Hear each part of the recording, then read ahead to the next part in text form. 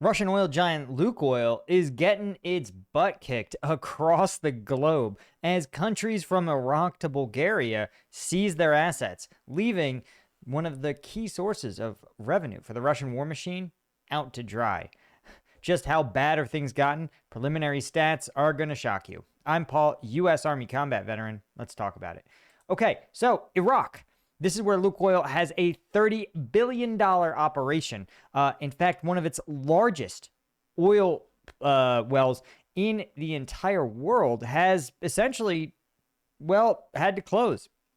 Lukoil has declared that it is unable to meet any kind of operations within Iraq after Western sanctions disrupted the operations, essentially telling Iraq, throwing the keys to the Iraqi state and saying, see ya. This is one of the world's largest oil fields and Lukoil's most valuable foreign asset. It's 40 miles northwest of Basra, producing nearly 500,000 barrels of oil a day, 9% of the total oil output of the entire Iraqi state. According to Reuters, Iraqi state oil authorities froze all cash and crude payments to Lukoil, complying with U.S. sanctions. One Iraqi official told the news agency that payments owed to Lukoil will remain frozen until Baghdad can find a way to proceed through non-sanctioned intermediaries. Namely, so possibly leaving them in an account that Lukoil can pick up when sanctions are lifted, if they're ever lifted. But the insane part is that the Iraqi oil industry official said that Lukoil could shut down production entirely and exit the project if the issue is not resolved within 6 months. Of course, that would likely mean that another oil company would have to go in and simply take over the operation. There's also been cancellations of crude shipments. Now, Lukoil doesn't seem optimistic because they terminated all their contracts with foreign staff, leaving only Russian and Iraqi employees on site. And this has been in operation since 2014. Somewhat ironic, given that, again, Lukoil with a 75% stake in the project was going to put in nearly $30 billion. In 2014, of course, representing also the year that Russia invaded Crimea and the Donbass.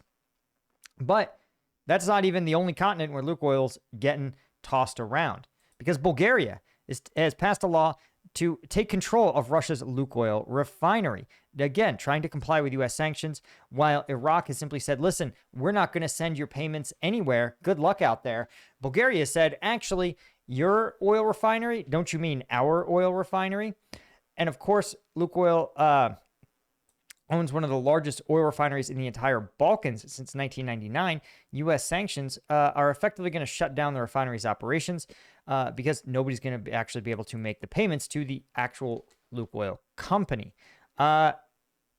Now, Bulgarians are passing a law fast-tracked through Parliament, trying to make sure that they manage to force the Lukoil company to sell the rights to the refinery or put them up to bid. But it could be literally one of the bidders could be the Bulgarian government. But as one person points out, that according to European law, if you don't nationalize these kind of assets in just the right way, Lukoil could actually have a right to sue the Bulgarian government, potentially recouping all the money they would have made from the refinery itself. So, but still, in those court cases can take years, and in the short term, Lukoil doesn't have the revenue coming in. Because remember, guys, the Russian government isn't like the American government, where people will give us loans. They'll buy our debt, even at tiny, paltry rates. The Russian government, almost nobody wants to hold rubles. Almost no one wants Russian-denominated debt, and almost no one wants to hold Russian companies, which means that Russia literally has a cash-in-hand system. Like that money from Lukoil, in a matter of weeks, that exact money is going to be put in the pockets of Russian soldiers and Russian defense contractors, right? So Lukoil, this is bad for Lukoil. How bad? Well, 27% drop in oil revenues year on year in October, right? Russia collecting nearly 888 billion rubles in taxes from oil and gas producers in October, a 27% decline from the same month last year. This according to Russia's finance ministry, right? The mineral extraction tax also fell 26%. Oil and gas revenues totaled 6.7 trillion rubles in the first 10 months of 2025, a 20% drop from 9.54 trillion the previous year. Now, bear in mind, guys, this is stacked on top of the already lowering value of the ruble itself. And this is really, bad news for, for the Russian government, right? You can see here that, again, it doesn't even look like they've indexed it to inflation.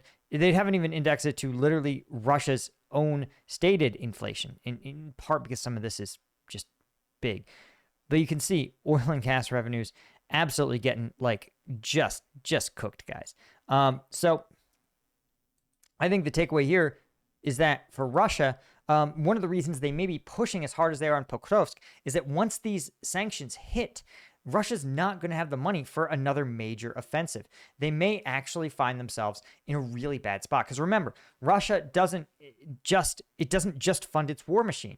Its entire government is funded by these debts. And it's unlikely that the Chinese will step in and attempt to do this, right? It's save them by buying Russian debt. There's some talk about Chinese yuan denominated bonds, but it's really unlikely because, well, frankly, the Chinese government needs to stop its own currency from deflating. It's not in a position to stabilize anyone else's.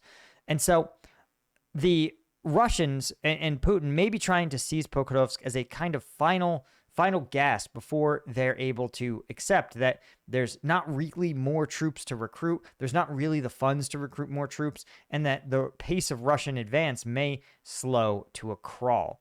Anyway, guys, and that might be optimistic, right? The Russians never underestimate the ability of a Russian government to get around sanctions and to find new ways, new schemes to fund their war effort, right? People believed that the first round of sanctions 3 years ago would have been sufficient to cripple the Russian economy and war machine. But these guys are like roaches. They always find a way to survive. Anyway, guys, thanks to Alfred Chesky, Alan Knutson, Christine Schumann, Dan M., Deborah Oppenheimer, and all of our Lieutenant Tier members. We couldn't do it without you guys. We appreciate you so much, and we'll see you in the next one. Cheers.